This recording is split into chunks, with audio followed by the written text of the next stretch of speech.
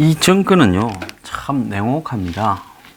자, 지난번에 무슨 강원랜드 인사청탁 사건에서 국회 법사위를 위원장을 맡아서 탄핵 관련 부분에서 이렇게 총대를 맸던 권성동 의원에 대해서 구속시키려고 해서 권 의원이 직접 이 재판에 나서겠다.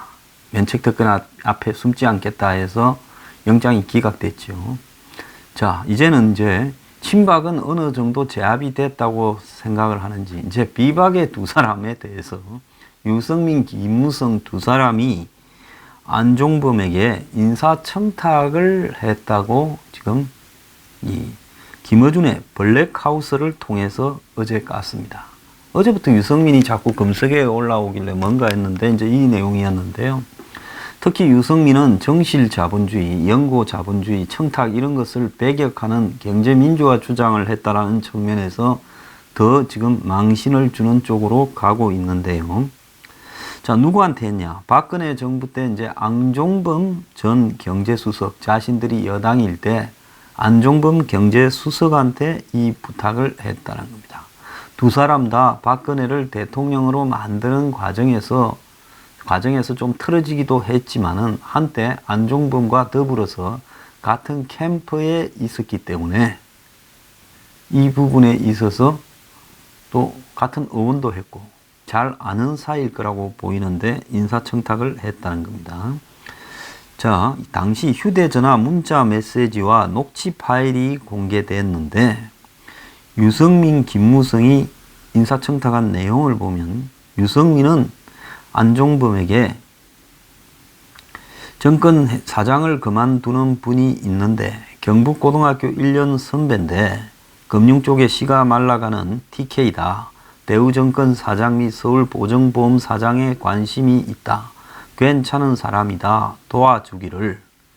이러면서 서울보증보험 자리는 내정된 사람이 있나 하는 내용이 담긴 문자 메시지도 보냈다는 겁니다. 그러면서 지연과 학연이 있는 인사를 추천하는 내용이고요.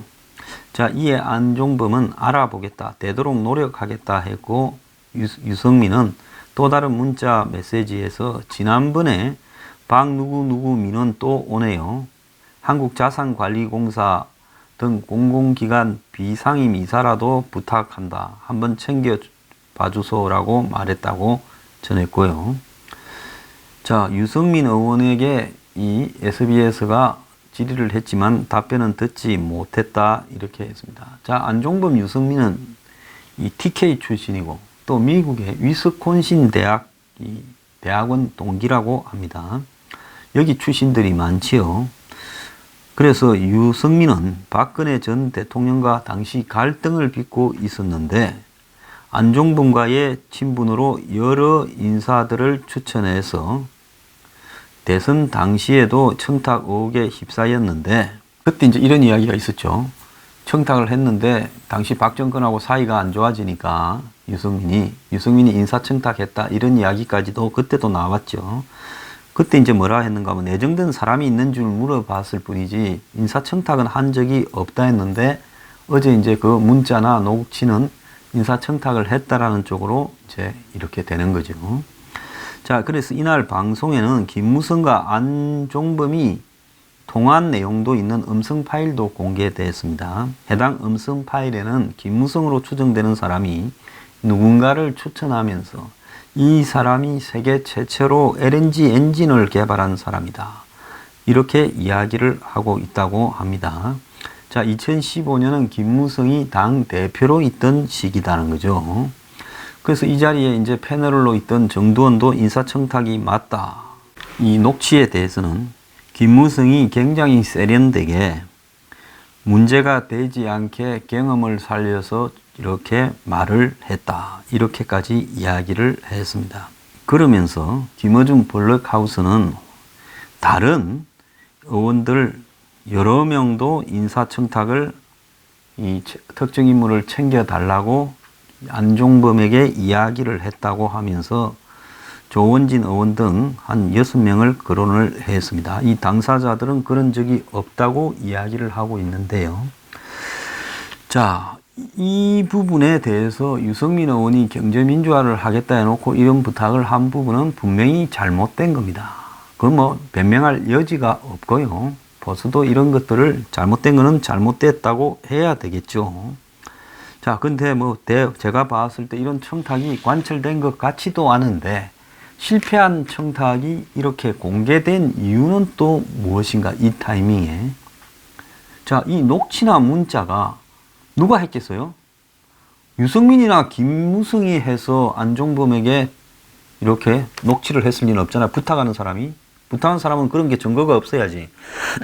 그러니까 안종범의 수사 과정에서 안종범의 압수된 전화기에 이런 문자가 남아있거나 이런 전화 내용이 녹음되어 있었을 가능성이 있다는 겁니다. 참 안종범도 대단한 사람입니다. 같은 당에서 알던 사람이 이런 부탁을 하면 안 되면 안 된다고 이야기를 해야지, 마치 노력해보겠다라는 식으로 이야기를 하면서 녹취를 해놨다. 그리고 유승민하고 김무성도 당시 친박이 아니라 비박인데 이런 이야기를 문자로 보냈다가 꼬리를 잡히면 어떻게 하려고. 아무리 뭐 박근혜 밑에서 경제수석으로 있어도 자기들하고 관계 때문에 그러지 못할 거라 생각을 했는지 좀 이해가 가지 않습니다. 그 대목쯤에는 유승민이 원내대표를 하고 김무성이 당대표를 하고 있어서 힘이 셀 때라서 그랬나 하는 생각도 듭니다만은 이해할 수 없는 부분입니다. 그런데 이걸 갖다가 김여준의 블랙하우스는 어떻게 입수했을까? 그래서 어떻게 입수해서 이걸 TV에서, 공중파 TV에서 틀 수 있었을까? 이런 부분을 보면 검찰에 압수된 내용이 분명할 건데 그것이 김어준 블랙하우스에 전달되어서 그 공개가 되고, 그런 부분을 통해서 지금 유승민은 이 시간에도 지금 검색어 상단에 오르내리면서 망신을 당하고 있습니다. 그렇다면 이게 도대체 뭘 의미하는 거냐? 이제 보수의 이 싹들을 아예 그냥 이쪽이고 저쪽이고 싹 다 잘라버리는 쪽으로 지금 가고 있다. 그래서 이 정권이 코너에 몰리면 이 국정운영 행태를 좀 바꾸는 게 아니라 더더욱이 끝없이 걸리는 대로 다 죽이겠다고 할 것이다. 그럼 보수정당의 대표나 이런 사람들은 뭘 어째야 되겠어요? 이래도 죽고 저래도 죽으니까 사심 버리고 죽을 때 죽더라도 확실히 들고 받아야 되겠다. 이런 식으로 가야 된다는 겁니다. 자, 라오스댐 이야기 좀 하겠습니다. SK는 광고를 많이 주는 기업입니다. 통신 광고가 광고 중에 제일 크지요. 자, 그런데 지금 이 기사들이 신문에서는 오늘 뭐 거의 사라져 가요. 근데 지금 또 이 언론들이 제대로 보도하고 있지 않은 내용 중에 하나가 문재인이 긴급하게 긴급 구호대를 파견하겠다. 특정 기업의 문제에 이 지금 나오는 내용은 거의 모든 내용이 SK건설이 굉장히 큰 잘못을 저질렀고 한마디로 공사를 잘못해서 붕괴가 됐다라는 쪽으로 방향이 가고 있고, 그래서 라오스 정부에서도 그랬을 경우에 공사를 한 측에 모든 책임을 묻겠다고 하는 상황이면 한국 정부는 지금 구호대가 가봤자 몇 명 가겠습니까? 아직도 3,000명이 구해지지 않았고 200여 명이 사망 실종을 한 걸로 추정되고 있고 지금 캄보디아에까지 이 피해가 번져가고 있대요. 라오스를 넘어서서 하류에 캄보디아가 있으니까. 그러면 정부는 이 일에 대한 진상 규명을 해서 만약에 잘못한 부분이 SK건설에서 드러난다면 책임을 물어서 처벌도 하고 그 다음에 보상도 하도록 하겠다라고 하는 것이 우선이지, 이문 한국당에서 긴급 구호대를 라오스로 보내봤자 얼마나 효과가 있겠으며, 또 라오스는 인근 태국 등에서 다 도움을 받아서 하겠다고 하고 있습니다. 근데 라오스가 지금 한국 정부의 긴급 구호대 파견에 대해서 굉장히 불쾌하게 생각하고 있다라는 기사가 지금 간혹 나옵니다. 이런 내용은 거의 잘 보도되고 있지도 않아요.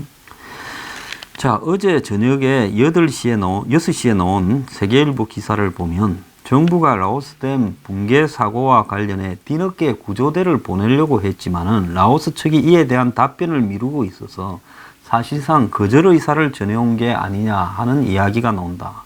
정부는 25일, 그러니까 그저께 라오스 댐 붕괴와 관련해서 사고 대응 관계기관 대책회의를 열고 중앙 119 구조본부 등의 구조대원을 파견하는 방안을 논의를 했는데, 본대는 오늘 오전 7시 서울공항에서 출정식을 갖고 30명이 가려고 했는데, 이런 이야기를 라오스 측에 전달했는데도 라오스 측이 이렇다 할 답변을 하지 않고 있어서 이러지도 저러지도 못하고 그냥 26일 이 선발대 4명만, 원래는 수송기가 갈라 했는데 민항기를 타고 라오스에 갔다라는 겁니다. 그래서 정부 관계자는 댐 공사에 SK건설 등 한국 업체가 참여를 했기 때문에 그에 대한 거부감 때문인지 알 수가 없다, 답변을 기다리겠다라는 겁니다.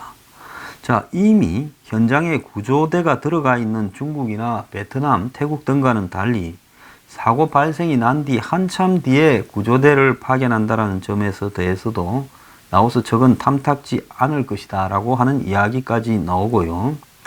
그래서 그게 문제가 아니라, 빨리 가고 늦게 가고 하는 문제가 아니라, 제가 볼 때는 사고 쳐놓고 그냥 정부에서 구조대 보내면서 생색을 내는가에 대해서 못마땅하다는 거예요. 지금 26명이 사망을 했고 131명이 실종됐고 3,000명이 아직도 구조가 되고 있지 않다라는 이야기도 나오고 있습니다. 그런데 이 피해가 지금 캄보디아로 이렇게 확산이 되고 있는데요. 자, 캄보디아 동북부 마을 17개를 덮치면서 5,000 가구 이상의 캄보디아에 피해가 발생했다는 겁니다. 그 댐이 무너진 지역에서 187km 하류인데요.